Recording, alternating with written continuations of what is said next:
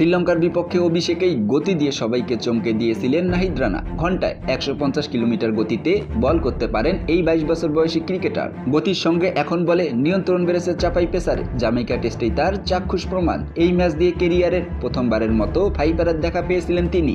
Jamaica টেস্টে ঘন্টায় 150 kilometre গতিতে বল করেছেন নাহিদ। পাকিস্তানের বিপক্ষে করেছিলেন সর্বোচ্চ 152 কিলোমিটার গতিতে। অথচ এক বছর আগে কেউ কল্পনা করেনি নিকট ভবিষ্যতে বাংলাদেশ এমন পেসার পাবে। নাহিদের মতো এমন এক্সপ্রেস গতির বলার বাংলাদেশ কিভাবে পেল সেই গল্পই শুনিয়েছেন বিসিবির নির্বাচক হান্নান সরকার। ফেসবুকে একটি ভিডিও শেয়ার করে হান্নান নাহিদকে পাওয়ার গল্প শোনান। হান্নান সরকার বলেন, আমরা সবাই নাহিদ রানাকে চিনি। তার শুরুটা হয়েছিল আমার বন্ধু আলমগীর কবির সাবেক ক্রিকেটারের হাত ধরে। রাজশাহীর একটা একাডেমিতে ভর্তি হয়েছিল নাহিদ। ক্রিকেট বলে খেলার খুব একটা সুযোগ হয় না সেখানে। স্বাভাবিকভাবেই টেপ টেনিসে প্রচুর ম্যাচ খেলা হতো তখন। ওই বল দিয়ে কোচ এবং প্লেয়ারদের মধ্যে একটা ম্যাচ হচ্ছিল। আলমগীর বল করে টায়ার্ড হয়ে যায়। এরপর পিচ্ছি কাউকে ডাকা হয়। তখন 15-16 বছরের নাহিদ রানার হাতে বল তুলে দেওয়া হয়। কিপার পরপর 3 বার নাহিদের বল ধরতে পারেনি। আলমগীর নিজেও একবার বল ধরতে পারেনি। আলমগীর কবির এরপর নাহিদকে ক্রিকেট বল দিয়ে বোলিং করান। হান্নান বলেন, নাহিদের মধ্যে একটা এক্সাইটমেন্ট ছিল। সে তখন 2 হাতে বল ধরে বল করত, ঘোড়ার মতো লাফিয়ে লাফিয়ে, কিন্তু